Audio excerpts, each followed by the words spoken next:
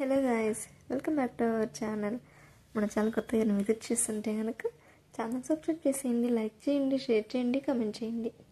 ఎగ్జామ్కి వెళ్తున్నానండి. అంటే మేము సాటర్డే టెంపుల్కి వెళ్ళడం మిస్ అయిందనమాట.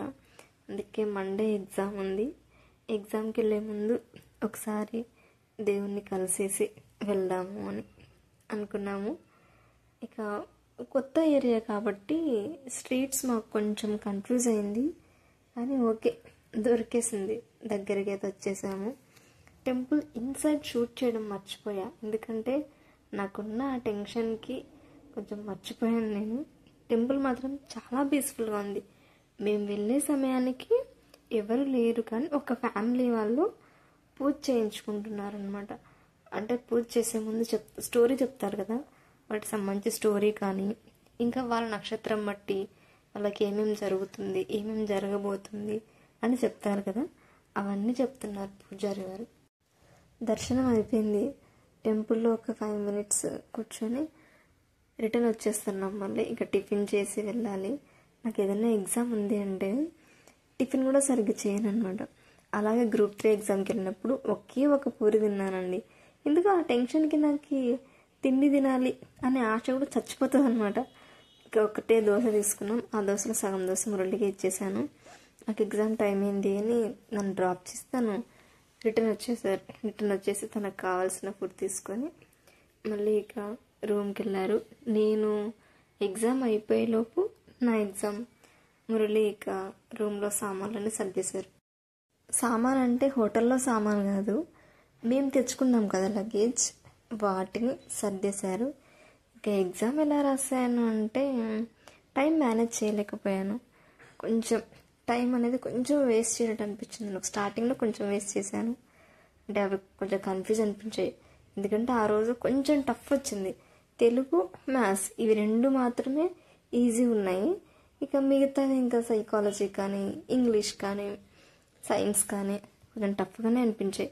కొంచెం ఈజీ ఉంటే నేను ఎక్స్పెక్ట్ చేసిన మార్క్స్ గెయిన్ చేయగలనేమో అనిపించింది. మాలా ఎగ్జామ్ రాయడానికి వచ్చిన చాలా మెంబర్స్ కూడా అక్కడే స్టే చేశారు. దగ్గరలోనే ఉంటుంది కాబట్టి ఇక మేము చెక్అవుట్ అయిపోయాము. బస్కే వెళ్ళాలి అని వెయిట్ చేసాం. ఒక 2 buses మా ముందు వెళ్ళిపోయాయి. అలా పాసింగ్ క్లౌడ్స్లో వెళ్ళిపోయాయి. చాలా రష్. ఇంకా తెలిసిందే హైదరాబాద్లో నార్మల్గానే రష్ ఎక్కువ ఉంటుంది. అలాంటిది ఇంకా ఎగ్జామ్ టైంలో మనం ఎక్స్పెక్ట్ కూడా చేయలేం, ఆ రకంగా ఉండే. ఇక బస్సు అయితే చాలా అలసిపోతామని మురళి ఓలా ఆటో బుక్ చేశాడు. ఇక ఆటో పర్సన్ చాలా ఫ్రెండ్లీగా ఉన్నారు, చాలా హంబుల్గా మాట్లాడారు. కొందరు రఫ్గా మాట్లాడతారు కదా, అలా ఏం లేకుండా సేఫ్గానే తీసుకెళ్లారు. మరి ఫాస్ట్గా మరి స్లోగా కాకుండా మాకు తగ్గట్టుగా నైస్ డ్రైవింగ్. ఏంటో అండి, ఈ మధ్య హార్ట్ అటాక్ ఎవరికి వస్తుందో ఎవరికి రావట్లేదు కూడా మనం ఐడెంటిఫై అస్సలు చేయలేకపోతున్నాం. మేము వస్తున్నప్పుడు మురళి వాళ్ళ ఊరు నుంచి కాల్ వచ్చిందనమాట. అంటే వాళ్ళ ఊరిలో ఒక పర్సన్ చనిపోయారు, చాలా చిన్న ఏజే, 2 kids ఉన్నారు వాళ్ళకి అని. చాలా బాధ వేసింది. అంటే పిల్లలు ఉన్నారు, వాళ్ళని ఎవరు చూసుకోవాలి నెక్స్ట్ అని ఒక భయం ఉంటుంది కదా. ఏంటో ఎప్పుడెప్పుడు ఎవరికి ఏమవుతుందో ఎవరు ఎక్స్పెక్ట్ చేయలేకపోతున్నాం ఈ కాలంలో. ఆటోలో వచ్చాం కాబట్టి ఏం స్ట్రెస్గానే అనిపించలేదు, అలసిపోయిన ఫీలింగ్ కూడా ఏం రాలేదు. ఎప్పుడు బయటికి వెళ్ళినా సరే మురళి నాకు నచ్చినవే తినేసే అంటారు, నీకు ఏమి ఇష్టమైతే అదే ఆర్డర్ పెట్టేసే అంటారు. అందుకే ఈసారి తనకి చాయిస్ ఇచ్చేసా, నా చాయిస్ కాదు ఇప్పుడు నీ చాయిస్ అని. తన చికెన్ పరోటా ఆర్డర్ పెట్టేశారు. మేము దాని దగ్గరలోనే ఉంటుంది ఈ హోటల్, మంచిగా ఉంది, నీట్నెస్ బాగానే మెయింటైన్ చేశారు, రెస్పెక్టబుల్గా కూడా ఉన్నారు వాళ్ళు. ఇది వచ్చేసి మనకి కీమా, చికెన్ కీమా విత్ పరోటా. ఇది కూడా చాలా బాగుంది. కీమా ఎప్పుడు తినలేదంట మురళి, అందుకోసం ట్రై చేయమని చెప్పాను. ఇది వచ్చేసి బిర్యానీ రైస్, ఓన్లీ రైస్ అంతే, పీసెస్ ఏం లేదు, ఓన్లీ రైస్. ఫుడ్ అయితే చాలా బాగుందండి. ఇక్కడ దగ్గరలోనే ఉంటుంది, హైదరాబాద్ రైల్వే స్టేషన్ దగ్గరలోనే ఉంటుంది. మీకు ఇక్కడ కనిపిస్తున్న ఎలక్ట్రిక్ వాచ్ కనిపిస్తుంది కదా, అదే అండి ఎలక్ట్రిక్ గడియారం, టైం అంటారు కదా. అది నార్మల్గా మనం చూస్తున్నప్పుడు క్లియర్గా కనిపిస్తుంది. ఇలా ఫోన్లో క్యాప్చర్ చేస్తే మాత్రం అవన్నీ అలా బ్లింక్ అయినట్లు అనిపిస్తుంది. నాకు భయం వేసింది, ఏమైనా అక్కడ నెగిటివ్ ఎనర్జీ ఉందేమో అని. మురళి ఉంటే అవి క్యాప్చర్ చేయలేకపోతుంది, అంతే నెగిటివ్ ఎనర్జీ ఏం లేదు అని చెప్పారు.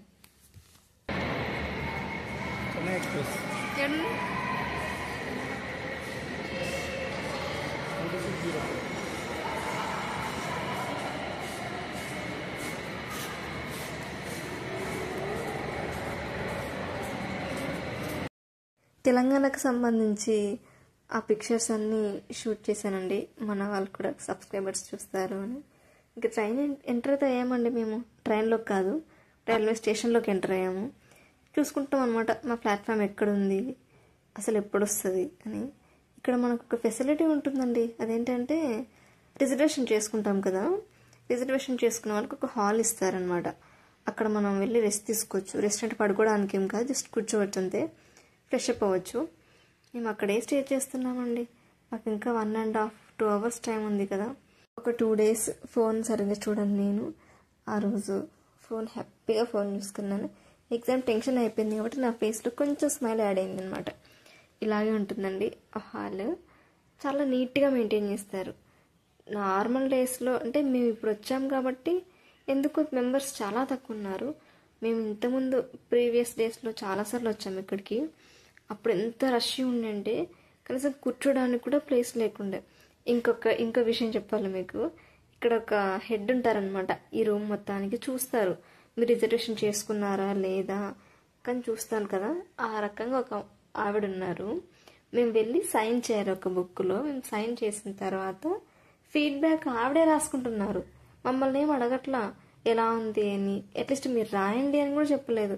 తనంతటా తనే ఫీడ్బ్యాక్ రాసుకున్నారు. సరే మనకు కూడా పెద్ద వర్క్ ఏం లేదు కదా అని మురళి సైన్ చేసి వచ్చేసారు. ఇక విక్స్, మురళికి హెల్త్ బాగాలేదు అని చెప్పాడు కదా, బయటికి వచ్చి విక్స్ తీసుకుందాము అని వచ్చాము. విక్స్ అంత ఈజీగా దొరకలేదండి మాకు, అస్సలు దొరకలేదు. ఇక సరే రిటర్న్ వెళ్ళిపోయాము. ఇంకా మళ్ళీ కొంచెంసేపు ఉండగానే మాకు కావాల్సిన ట్రైన్ వచ్చేసింది. మేము హైదరాబాద్ రైల్వే స్టేషన్లో ఎక్కేసాము. అక్కడ చాలా మెంబర్స్ తక్కువ ఉన్నారు, తక్కువ మెంబర్స్ ఎక్కారు. ఇక రాను రాను చాలా మెంబర్స్ చాలా ఫుల్ అయిపోయినారనమాట. ఇప్పుడు కూడా మాకు ఆర్ఏసీనే వచ్చిందండి. ఆర్ఏసీ కష్టాలు తెలిసినవే. ఎందుకంటే ఆర్ఏసీ అంటే ఇద్దరికి కలిపి ఒకటే బెర్తిస్తారు, అమౌంట్ మాత్రం 2 members కలిపి తీసుకుంటారు. ఇదేంటో అర్థం కాలేదు నాకైతే. చెన్నై నుంచి హైదరాబాద్కి వచ్చే దారిలో ఒక 3-4 కాదు 5 hours వరకు కంటిన్యూస్గా ట్రైన్లో తిరుగుతూనే ఉంటారు. తినే వస్తువులన్నీ బిర్యానీ రైస్ అని, బిర్యానీ అని, టీ, కాఫీ, లేస్ ప్యాకెట్లు, ఇంకా చాలా వస్తూ ఉంటాయండి. అదే రకంగా ఇప్పుడు కూడా అలాగే వస్తాయేమో అనుకున్నాము, కానీ ఏం రాలేదండి ఇక్కడ. నేను ఆల్రెడీ చెప్పాను మురళికి బయట ఏమైనా తీసుకుందాము నైట్ తినడానికి అని చెప్పాను. తను వద్దు ట్రైన్లో కంపల్సరీ చాలా వస్తాయి అని అనుకున్నారు, కానీ ఏమీ రాలేదండి. ఎప్పుడో 8 o'clockకి ఒక్కటే ఒక బిర్యానీ వచ్చింది. అంటే బిర్యానీ అమ్మేవాళ్ళు వచ్చారు కదా, ఒక్కటే పర్సన్ వచ్చారు. సరే మాకు లెఫ్ట్ నుంచి రైట్కి వెళ్ళారు. సరే రైట్ నుంచి లెఫ్ట్కి వస్తారేమో అని ఎదురు చూస్తూనే ఉన్నాము, అస్సలు రాలేదు. ఒక పక్క మురళికి భయంకరంగా ఆకలిస్తుంది. ఇక రాలేదండి వాళ్ళు. ఎప్పుడో 10:30-10:10కి వచ్చారు. అప్పటికి మురళి సగం నిద్రపోయాడు. దానికంటే ముందు ఏం జరిగింది అంటే ఆర్ఏసీ కదా మాకు, నైట్ మొత్తం ఒకే బెర్త్ మీద నిద్ర సరిగ్గా రాదు అని మేము టీటీకి చెప్పామన్నమాట.